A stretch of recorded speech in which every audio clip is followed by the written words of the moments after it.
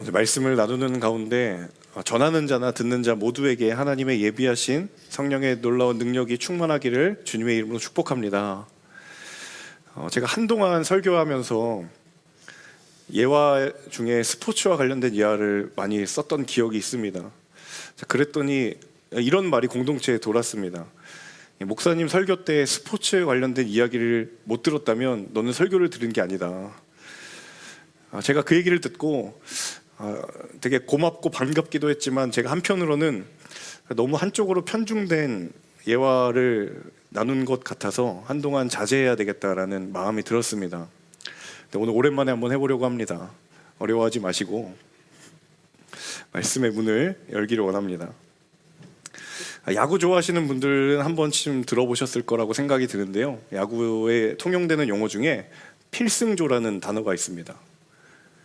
이 단어는 사실 그 투수 포지션에 해당되는 이야기인데요, 선발 투수를 제외하고 이 필승조는 팀에서 공을 가장 잘 던지는 투수들로 구성이 됩니다. 이 필승조 투수들의 임무가 무엇이냐면, 경기가 박빙의 상황으로 진행되고 있을 때 우리 팀의 승리를 가져오도록 하는 임무를 맡고 있습니다. 그래서 보통 이 필승조 투수들이 언제 경기에 투입이 되냐면 경기 후반부에 이 투수들이 투입이 됩니다. 양 팀의 점수차가 굉장히 근소한 한 점 혹은 두 점의 리드를 지켜야 하는 그 박빙의 상황에서 연속적으로 이 투수들을 투입시켜서 승리를 확정짓게 만들죠.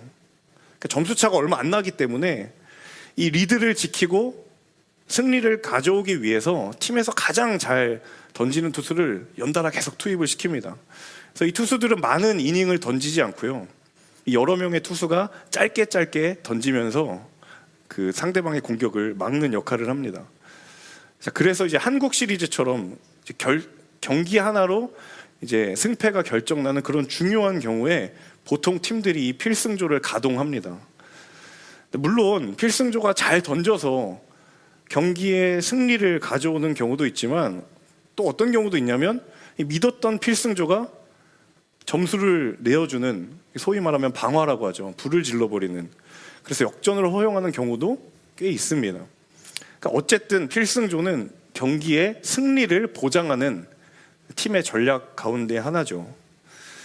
운동 경기도 물론이지만 우리가 인생에서 경험하는 수많은 이 경기와 같은 상황 가운데 사람들은 저마다 승리를 보장받고 싶어 합니다. 그렇다면 어떻게 하면 그 경기에서 패배하지 않고 승리에 더 내가 가까이 갈 수 있을까? 이 물음이 우리 가운데 당연히 들게 되죠. 승리에 몇 가지 전략이 있습니다. 제가 두 가지 정도만 말씀을 드리려고 하는데요, 승리를 위한 전략의 핵심은 간단합니다. 패배의 가능성을 낮추고 승리의 가능성을 극대화시키면 돼요. 이걸 위해서 두 가지가 필요하다고 흔히 이야기를 하는데, 그 전략의 근원이 어디에 있는가? 첫 번째는 이 전략의 근원은 현장에 있다. 현장에 몸을 담고 있어야, 그 전쟁과 같은 상황에 내가 몸을 담고 있어야 정말 실질적인 전략이 나온다라는 거예요. 그러니까 아무리 승리에 대한 이론도 알고 어떻게 하면 승리를 하는지에 대해서 많이 배우고 많이 알고 있어도 경기와 같은 현장은 매번 변합니다. 내가 알고 있는 그 이론이 늘 그렇게 적용되는 것은 아니거든요. 그래서 반드시 현장에 있어야 돼요. 저도 신학교 그리고 신학대학을 거치면서 신학이라는 학문을 공부했습니다. 신학이라고 하는 것은 경기로 비유하자면 목회라는 영적인 경기에서 승리를 위해 필요한 이론적인 토대입니다. 하지만 그 이론이 언제나 맞지는 않아요. 제가 배운 대로 목회의 상황이 흘러가지 않아요. 신학교 때 교회란 무엇인가, 그리고 교회의 성도는 무엇인가에 대해서 배웠지만 제가 만난 성도들은 그 이론에 맞는 사람이 거의 없었어요. 그 이론이 현장의 모든 상황들을 다 담아낼 수 없는 거예요. 왜냐하면 그 목회 현장이라고 하는 것은 시시각각 변하기 때문이죠. 제가 말씀드리는 건 그 이론이 소용없다라는 말이 아닙니다. 늘 그 이론이 변하고 있는 현장에서 얼마나 잘 적용될 수 있는가를 끊임없이 고민해야 되는 게 목회자의 사명과 고민이죠. 두 번째 전략은 무엇이냐면 절실함입니다. 자, 어떤 두 팀이 경기를 한번 한다고 생각을 해봅시다. 자, 그러면 이 경기의 결과에는 반드시 지는 팀이 있고 이기는 팀이 있을 거예요. 자, 문제는 이기는 팀이나 지는 팀이나 다 무엇을 알고 있냐면 이기는 방법에 대해서 다 알고 있습니다. 누구도 지려고 경기에 임하지 않죠. 하지만 아이러니하게도 반드시 승패는 갈리게 되어 있어요. 반드시 둘 중에 누군가는 이기고 누군가는 진다라는 거예요. 그 차이가 어디에서 올까? 아마도 절실함의 차이가 아닌가라는 이야기들을 많이 하곤 합니다. 자, 실제로 스포츠 같은 경기에 보면 최약체로 분류되는 팀과 1위를 달리고 있는 팀이 맞붙었을 때 사람들이 그렇게 이야기합니다. 저 경기는 보나마나 뻔하다. 그런데 막상 뚜껑을 열어보니까 엄청난 이변이 발생하는 경우들이 종종 있습니다. 그래서 그 팀이 어떻게 하면 이기게 되는가, 그 전략을 분석할 때마다 주로 공통적인 결론 중에 하나가 뭐냐면 이 절실함이에요. 자, 지난주에 우리가 함께 나눴던 고린도후서 7장에 바울이 고린도 교회와 극적인 화해를 경험합니다. 그리고 우리가 읽지는 않았지만 8장과 9장에 무슨 이야기가 있냐면 기근이 예루살렘에 들어서 예루살렘 교회가 먹을 것이 없어서 굉장한 환난 가운데 처한 그 소식을 바울이 듣고 고린도 교회에게 우리가 이 교회를 도와야 되지 않겠느냐, 우리 신앙의 영적인 모태와 같은 이 예루살렘 교회 우리가 도와야 된다 라고 8장과 9장에 예루살렘 교회를 위한 연보, 구제연금에 대해서 이야기를 합니다. 굉장히 훈훈하게 마무리됐죠. 갈등도 봉합되었고 헌금도 하자고 그랬더니 기쁘게 했고, 왠지 고린도후서가 9장에서 끝나야 될 것 같은데 10장을 읽어보면 뭔가 또 다른 도전이 기다리고 있는 것 같아요. 또 다른 위기가 10장에 다시 시작되는 느낌이 있습니다. 무엇 때문인가?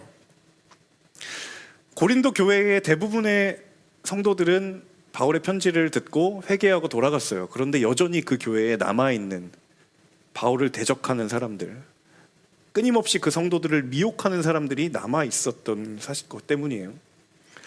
10장부터 읽어보시면 굉장히 흥미로운 한 가지 사실이 있습니다. 어떤 것이냐면 10장부터는요, 바울이 예전과는 굉장히 다르게 태세 전환을 합니다. 여러분, 지금까지 이제 9장까지 쭉 읽어보셨지만 1장부터 6장까지는 바울이 보통 어떻게 얘기하냐면 굉장히 수세적으로 이야기합니다. 나만 죽으면 되지, 약간 방어적으로 굉장히 겸손하게 이야기를 하는데요, 10장부터 읽어보시면 이 바울의 태도와 전략이 굉장히 바뀌어요. 적극적으로 바뀌어요. 어떤 이야기도 나면 내가 가면 가만두지 않겠다, 이런 얘기도 막 서슴지 않습니다. 자, 1절의 말씀을 우리가 다시 한번 읽어보면 좋겠는데요, 바울의 달라진 반응을 한번 읽어보겠습니다. 1절 함께 읽습니다. 여러분과 얼굴을 마주 대하고 있을 때는 유순하나 떠나 있으면 여러분에 대해 강경한 나 바울은 이제 그리스도의 온유와 관용으로 친히 여러분에게 권면합니다. 자, 1절에 바울이 자신을 어떻게 말하고 있냐면 여러분과 얼굴을 마주하고 있을 때는 유순하지만 순하지만 떠나 있으면 여러분에 대해서 강경한 나 바울은, 이렇게 바울이 자신을 이야기합니다.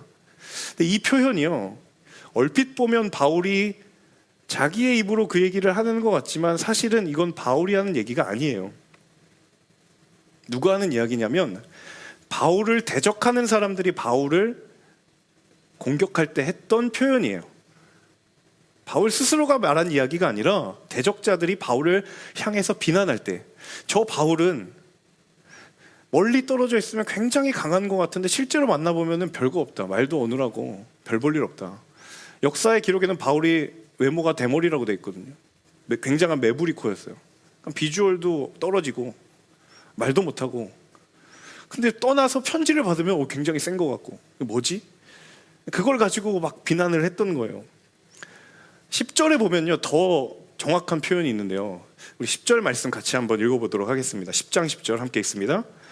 어떤 사람들은 말하기를 그의 편지들은 무게가 있고 힘이 있으나 직접 대해보면 약하고 말도 시원치 않다 하고 말합니다. 자, 그를 직접 만나면 보이지도 않고 유순하지만 얼굴을 보지 않으면 이상하게 굉장히 강한 것 같아 보인다. 안 보는 데서는 굉장히 강한 것 같은데 실제로 보면 별거 없다. 세상에서 이런 사람을 가리켜 뭐라고 얘기하죠? 속된 말로 센 척한다고 그러죠. 자, 바울이 자신의 대적자들이 나를 어떻게 비난하고 있는지를 바울이 잘 알고 있었습니다. 자, 그럼에도 불구하고, 그런 비난에도 불구하고 바울은 하나님으로부터 부름받은 영적인 권위, 사도라고 하는 영적인 권위를 가지고 있었던 사람이에요. 안타까운 사실은 하나님은 나에게 영적인 권위를 주셨는데 사람들이 그 권위를 인정하지 않는 거예요. 거리가 멀다라는 거죠. 자, 사람들이 나의 권위를 인정받지 못한다고 느낄 때 일반적으로 사람들이 어떤 태도를 취하냐면 그 권위를 인정받기 위해서 굉장히 무리수를 둡니다. 특별히 직장 다니시는 분들, 부장님이 자신의 권위를 인정받기 위해 여러분에게 어떤 행동을 하시나요? 회사의 사장님이 자기의 권위를 인정받기 위해 여러분에게 어떤 행동을 하시나요? 표정을 보니 다들 좋은 회사 다니시는 것 같아요. 자신의 권위를 인정받으려고 굉장히 무리한 시도를 많이들 합니다. 근데 결국 그마저도 받아들여지지 못한다라고 느꼈을 때, 그 좌절을 경험할 때에는 사람들이 어떻게 받아들이냐면, 아, 나라는 존재가 이 사람에게 받아들여지지 못했구나라고 생각을 해요.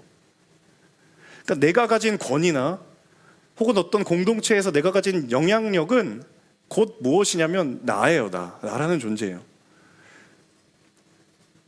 바울이 아무리 하나님의 부르심을 받고 그렇게 사도로서 부름 받았지만 바울도 인간이기 때문에 한 번, 두 번, 세 번, 더 여러 번 거절감을 느끼면 아, 이들이 나라는 사람을 받아들이지 않는구나, 그런 좌절을 맛보할 수도 있습니다. 그런데 그때 바울이 택한 방법이 무엇이느냐, 이것을 우리가 한번 살펴보기를 원해요.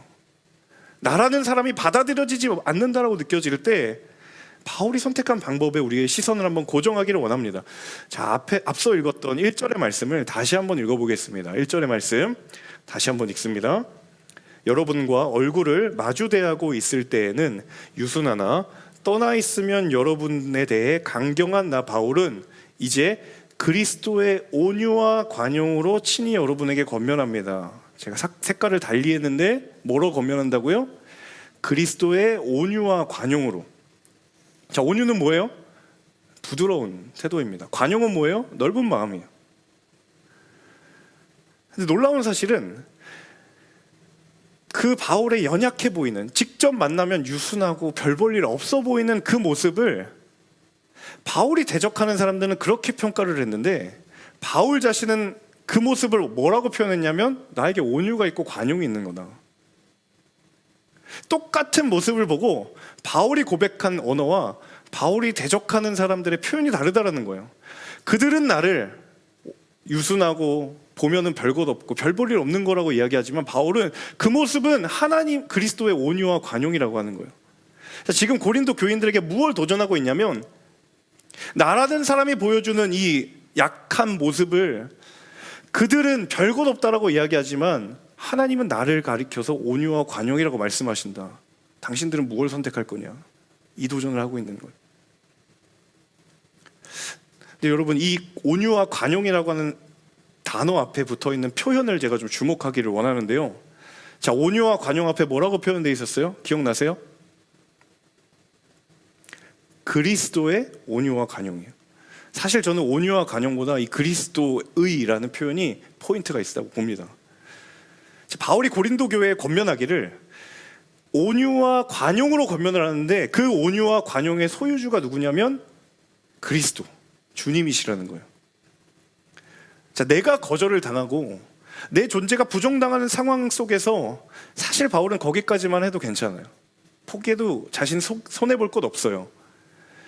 그런데 하나님이 그 교회를 품고 그들에게 복음을 뿌리 내리도록 하는 사명을 주셨기 때문에 품어야 했고 사랑해야 했어요.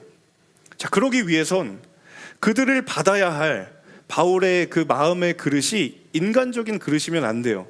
여기서 말하는 인간적이다라는 건 우리가 흔히 생각하는 그 사람의 좁은 마음, 그걸 의미하는 거예요.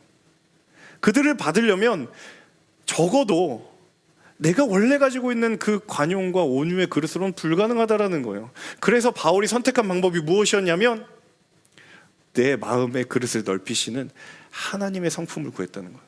그래서 그리스도의라는 표현이 중요한 거예요.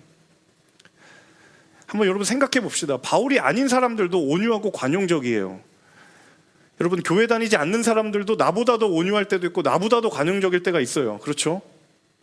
그 사람 보면서 나는 교회를 헛다니는구나 라고 느끼는 좌절감도 경험할 때가 있어요. 하나님을 모르는 사람들에게도 온유가 있고 관용이 있는데 바울이 온유와 관용에 대해서 초점을 맞추는 게 아니라 그 온유와 관용의 소유주이신 그리스도의 온유와 관용을 내가 받겠다라는 거예요. 자, 우리는 누군가를 용납해야 할 때도 있어요. 반대로 바울처럼 내가 용납을 받아야 할 상황도 있어요. 두 상황을 우린 다 처합니다. 그때 꼭 필요한 한 가지가 무엇인가 하면 주님의 성품을 구하는 것입니다. 내 마음의 그릇을 넓히시는 하나님의 성품만이 내가 누군가를 용납할 수 있고 또 누군가에게 용납될 수 있는 길이라는 거예요. 누군가를 용납하는 상황에서 나의 마음의 그릇의 크기로는 불가능하지만 하나님의 성품으로 넓혀진 그 그릇을 가지고 있다면 가능하다라는 거예요. 누군가에게 용납을 받기를 원해야 되고 누군가에게 용납이 되어야 한다면 그때 하나님의 성품으로 나의 그릇이 넓혀져 있다면 그것은 가능하다는 사실입니다. 그러므로 같이 한번 따라해 봅시다. 그리스도의 성품을 닮아가는 것이 세상을 이길 힘이다. 그리스도의 성품을 닮아가는 것이 세상을 이길 힘인 줄로 믿습니다. 아멘. 자, 그렇다면 그 그리스도의 성품을 닮아가는 거라는 게 구체적으로 무슨 의미인가? 너무 추상적인 말이잖아요. 그 성품을 담는다는 게 과연 구체적으로 무엇인가? 제가 성경을 찾다가 사도 베드로가 이 그리스도의 성품을 닮아가는 능력과 비밀에 대해서 베드로후서에서 이야기하고 있습니다. 자, 베드로후서 1장 4절 함께 읽어보겠습니다. 함께 읽습니다. 그분은 우리에게 보배롭고 지극히 큰 약속들을 주셨는데 이는 그것들을 통해 여러분이 세상의 정욕 가운데 썩어져 가는 것을 피하고 신의 성품에 참여하는 사람들이 되게 하려는 것입니다. 그리스도의 온유와 관용으로 권면했다. 그리스도의 성품을 담는 것이다. 이게 바울의 워딩이라면 똑같은 의미의 베드로의 워딩은 뭐냐면 신의 성품에 참여하는 거예요. 하나님께서 그리스도를 통하여서 우리에게 주신 약속의 사명이 무엇인가? 이 세상에 수없이 많은 썩어 없어질 것들 가운데 신의 성품에 참여하는 것이다. 이 베드로가 신의 성품에 참여한다라는 것에 대해서 4절 뒤부터 구체적으로 아주 설명을 하는데요. 우리 5절부터 7절까지 베드로가 이 부분에 대해서 이야기하는 부분을 같이 한번 읽어보겠습니다. 이어지는 5절에서 7절 함께 읽습니다. 그러므로 여러분은 더욱 힘써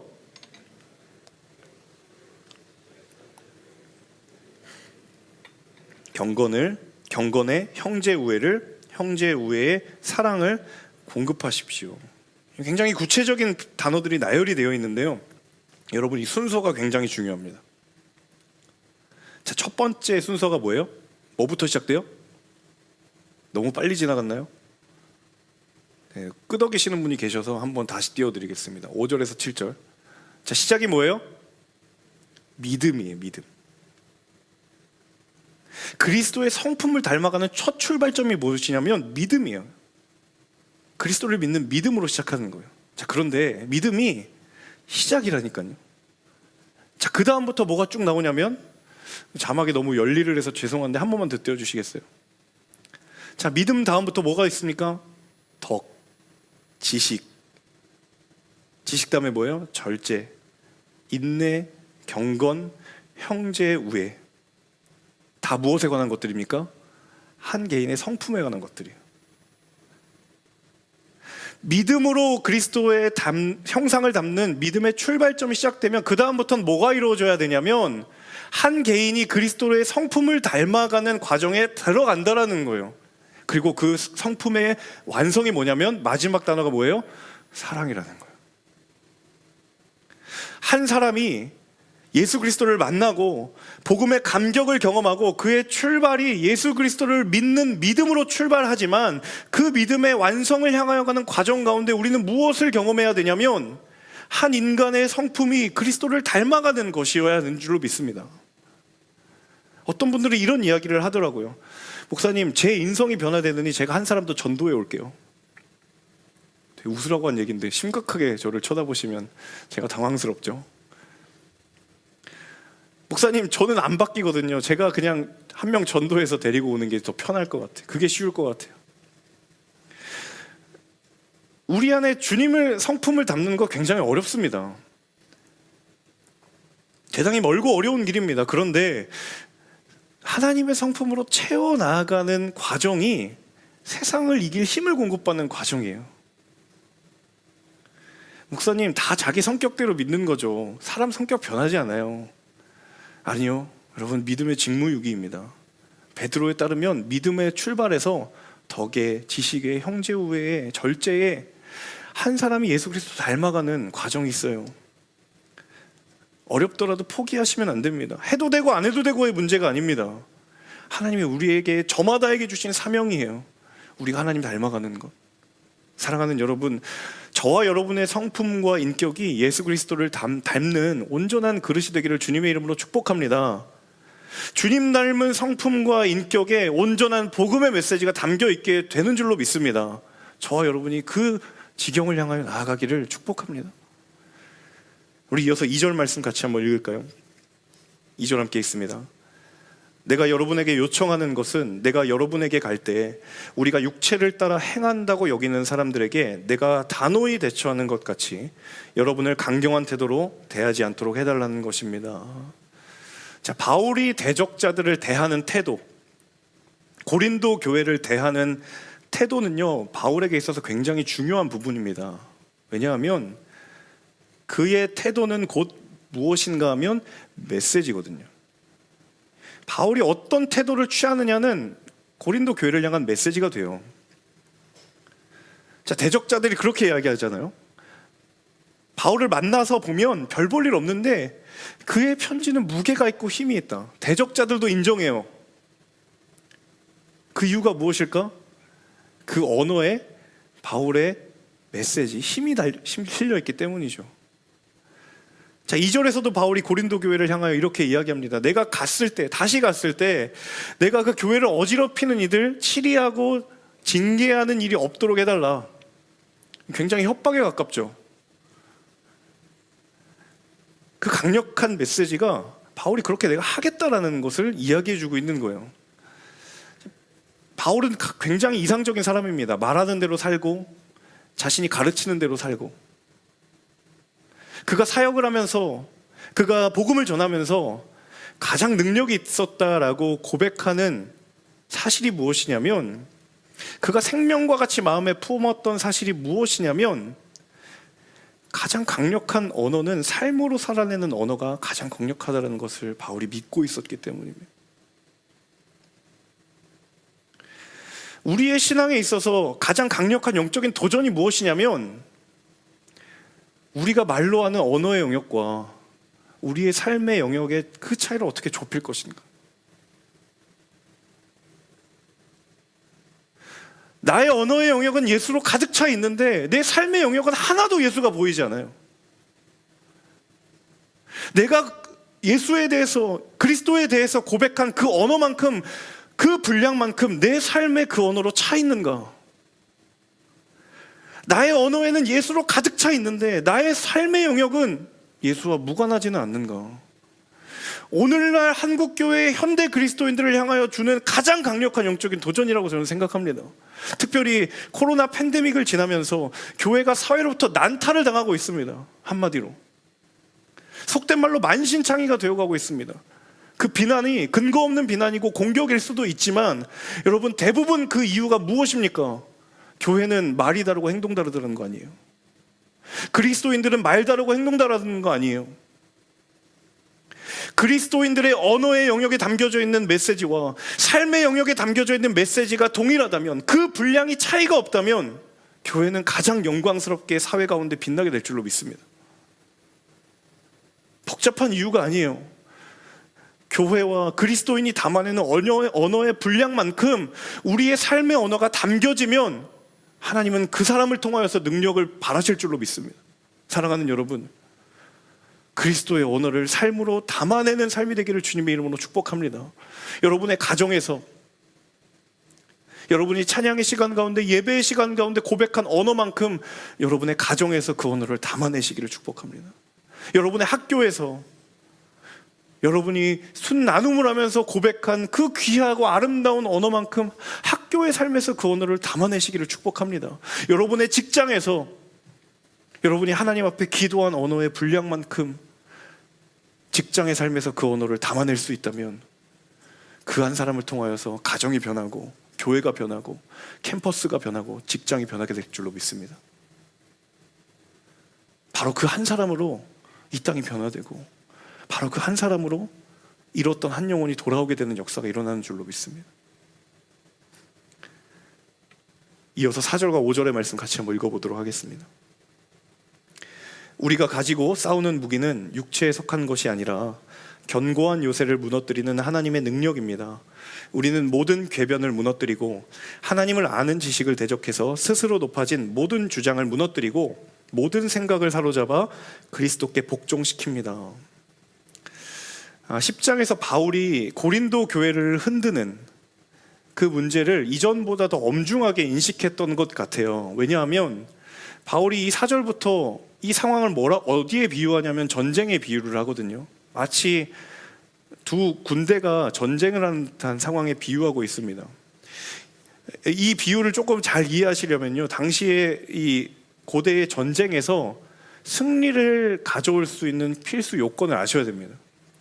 자, 어떻게 하면 승리를 한다고 당시의 사람들이 생각했냐면 성 안에 높이 솟아있는 요새를 무너뜨려야 이긴다라고 생각을 했어요. 높이 솟아있으면 적이 어디에 은신해 있는지를 다 알고, 그래서 가장 1차적인 목표는 그 요새를 부시는 거예요. 그 성벽을 무너뜨려야 저지선을 확보하고 요새를 무너뜨릴 수 있는 결정적 한 방이 필요했던 거예요. 자, 그래서 경기도 그렇고 전쟁도 그렇고 그런 결정적인 순간에 승부를 결정짓기 위하여서 선택하는 기술을 뭐라고 그러죠, 여러분? 전문 용어로 필살기라고 그러죠. 제가 이전에 악기하는 분들과 대화를 나눈 적이 있는데요, 연주를 전공하는 분들은요, 최소 악기는 2대 있다고 제가 들은 적이 있습니다. 그 중에 하나의 악기는 아무 때나 쓸 수 있는 악기, 막 쓰는 악기라고 그러더라고요. 또 하나는 뭐냐면 결정적인 순간에 쓰는 악기, 굉장히 비싸대요. 명기래요, 명기. 아무 데나 가지고 오지 않아요. 그 연주나 공연처럼 연주자에게 있어서 굉장히 중요한 순간에만 사용하는 악기. 자, 그러면 여러분 당연히 그 악기는 싸다 비싸다? 비싸죠. 그리고 평소에 얼마나 관리를 잘하겠어요. 중요한 순간에 써야 되니까. 자, 사람들이 정말 중요하다고 생각하고 여기는 것, 정말 결정적인 순간에 강력한 힘을 발휘한다라고 믿는 것은 사람들이 평소에 어떻게 하냐면 절대로 외면해 있지 않습니다. 내팽개치지 않아요.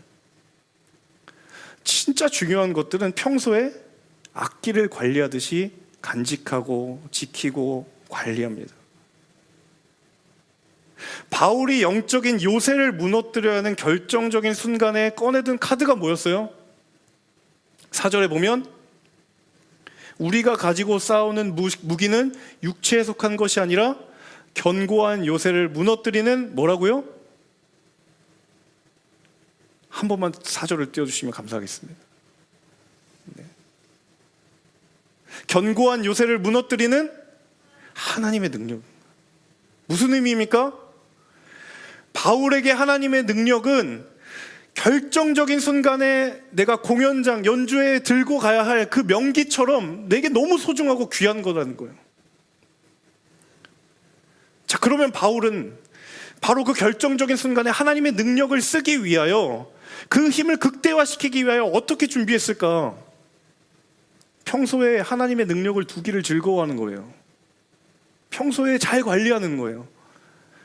마치 중요한 공연에 쓰이기 위해서 귀한 그 악기를 평소에 닦고 관리하는 것처럼 늘 내 옆에 두고, 늘 내가 경험하고 언젠가 결정적인 위기의 순간에 이 하나님의 능력이 내 삶에 극대화되기 위하여서 준비하는 거예요. 영적으로 결정적인 순간에 요새를 무너뜨리기 위해 하나님의 능력을 선택했다? 이 말은 바꾸어 말하면 그가 평소에 얼마나 하나님의 능력을 가까이 하고 있는지에 대한 반증이라는 거예요. 그가 삶에 얼마나 그것을 즐겨 사랑했고 사모했고 간구했는지를 보여주는 거라는 거예요. 사랑하는 여러분, 우리의 믿음의 위기를 타개하는 방법이 바로 여기에 있는 줄로 믿습니다. 하나님의 능력이 극대화되려면 하나님의 능력을 가까이 두어야 합니다. 결정적인 순간에 그 무기의 공격력이 극대화되려면 평소에 내 곁에 두어야 해요. 군대 갔다 오신 분들, 총기를 평소에 왜 관리합니까? 전쟁 때 쓰려고 하는 거 아니에요. 평소에 내 곁에 두고 관리하고 마음에 품어야 가능한 것이에요. 왜냐하면 일상의 영적인 정도가 위기의 순간에 영적인 강도를 결정하기 때문인 줄로 믿습니다. 일상의 삶에 하나님이 멀게만 느껴지는데 결정적인 순간에 그 하나님의 능력이 내게 오리라고 생각하세요? 평소에 내가 복음의 능력을 경험하지 못하는데, 평소에 내가 하나님의 능력이 뭔지도 알지 못하는데 위기 때만 되면 하나님 나를 도와주세요, 하나님의 능력 주세요 라고 말한들 하나님의 능력이 임해도 우리는 알아보지 못할 거예요. 사랑하는 여러분, 일상의 영적인 정도를 지키십시오. 삶에서 우리의 영적인 수위를 낮추지 마세요. 그것이 위기의 순간에 힘을 발휘하게 될 것입니다. 여러분, 전쟁을 언제 준비합니까? 전쟁 언제 준비하죠? 전쟁 때 전쟁을 준비합니까? 아니요, 평시에 준비합니다. 전쟁이 일어나지 않을 때 준비하는 거예요. 무대 위에 서는 순간을 언제 준비합니까? 무대 아래에서 준비하는 거예요. 출전의 순간을 준비하는 시간이 언제입니까? 경기장 밖에서 준비하는 거예요. 감독이 나를 선발로 불렀을 때 그 부름받을 때를 운동장 밖에서 준비하는 거예요. 여러분, 바울이 하루아침에 이런 강력한 멘탈을 가진 사람이라고 생각하십니까? 아니요, 절대 그렇지 않습니다. 그가 평소에 얼마나 하나님의 능력을 사모했는지, 그가 얼마나 능력의 근원인 예수 그리스도를 붙들고 있었는지가 이 위기의 순간에 드러나는 거예요. 그가 얼마나 복음의 능력을 간절히 소망했는지, 바로 그것이 패배를 모르는 방법을 지닌 하나님의 사람의 인생인 줄로 믿습니다. 사랑하는 여러분, 그 능력이 있으면 위기가 아닌 줄로 믿습니다. 우리의 위기가 얼마나 크게 느껴지는 이유가 무엇인가 하면 우리가 평소에 하나님의 능력과는 무관한 삶을 살기 때문이 아닙니까?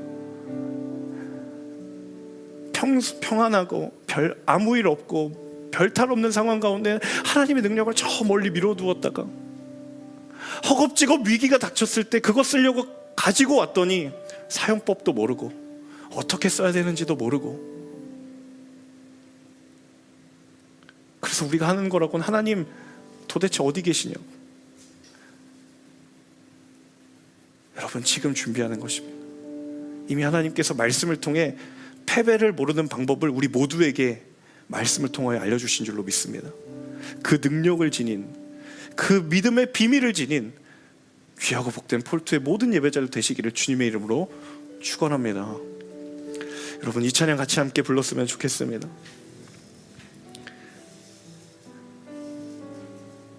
모든 문제들 하나하나, 죽음까지도 힘을 잃고 생명의 근원 되신 예수 그리스도의 이름 앞에 나왔을 때, 그 이름을 부르고 그 이름을 구하는 자들, 인생이 평온하고 아무 일도 없었을 때 예수의 이름을 불렀던 자들이 경기에 부르심을 받았을 때 그 예수의 능력으로 그 경기를 필승으로 이끌어내는 줄로 믿습니다. 여러분, 이 찬양의 고백, 가사를 정말 우리 마음의 고백으로 담으면서 함께 찬양하고 결단하며 기도하기를 원합니다. 함께 찬양하겠습니다.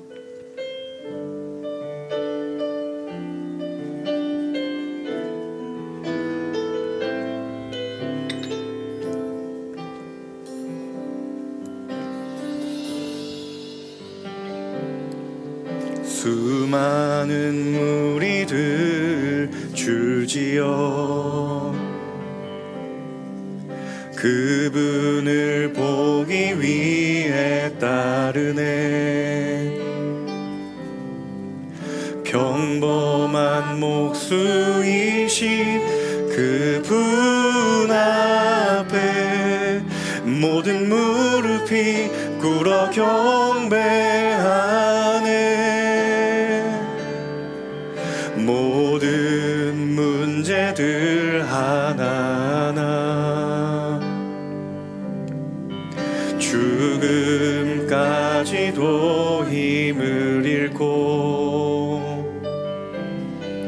생명의 근원 되신 예수 이름 앞에 모든 권세들 굴복하네.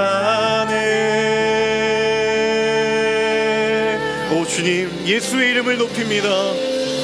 예수 이름 높이세. 능력의 그 이름 예수 이름 높이세. 구원의 그 이름 예수 이름을 부르는 자 예수 이름을 믿는 자 예수 이름 앞에 나오는 자 복이 있도다. 그 고백을 동의하시는 분들은 이 시간 잘 일어나셔서 함께 찬양하겠습니다. 나의 계획이 실패하고 나의 소망이 끊어질 때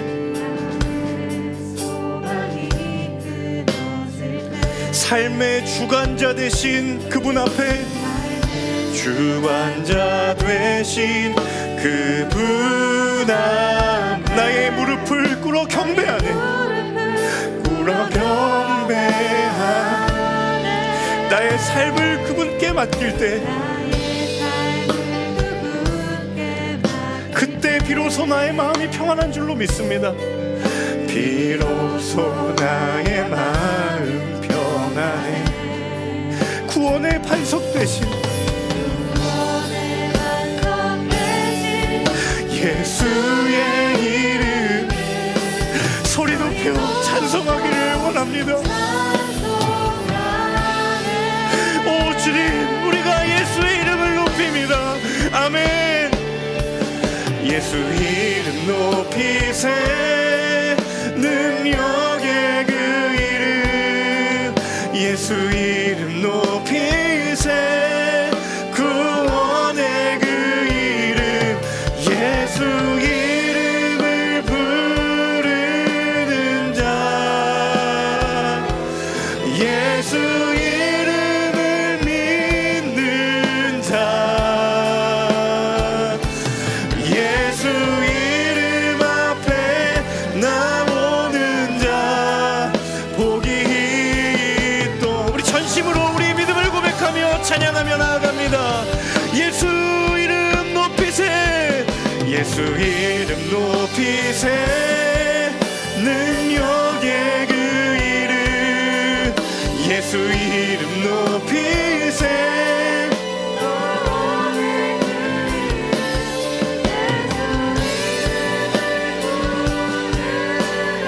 예수 이름을 믿는 자 예수 이름을 믿는 자 예수 이름 앞에 나오는 자 복이. 그 이름을 신뢰하는 분들은 우리 오른손을 들고 찬양합니다. 예수 이름 높이세.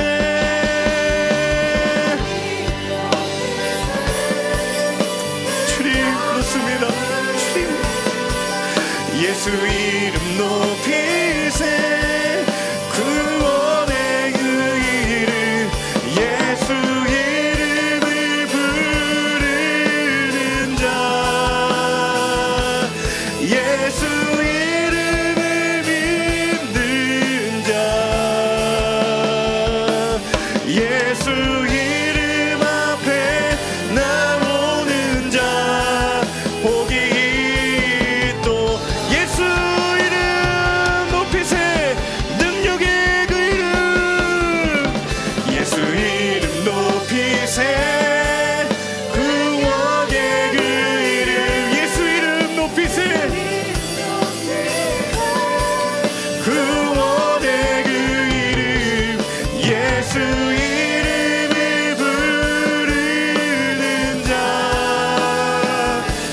예수 이름을 믿는 자,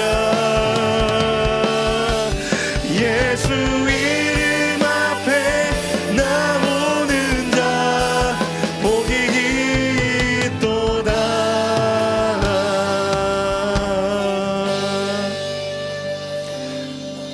예수 이름 높이세,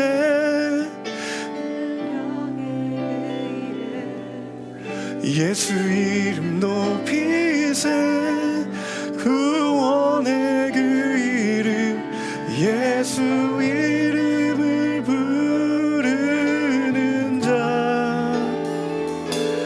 예수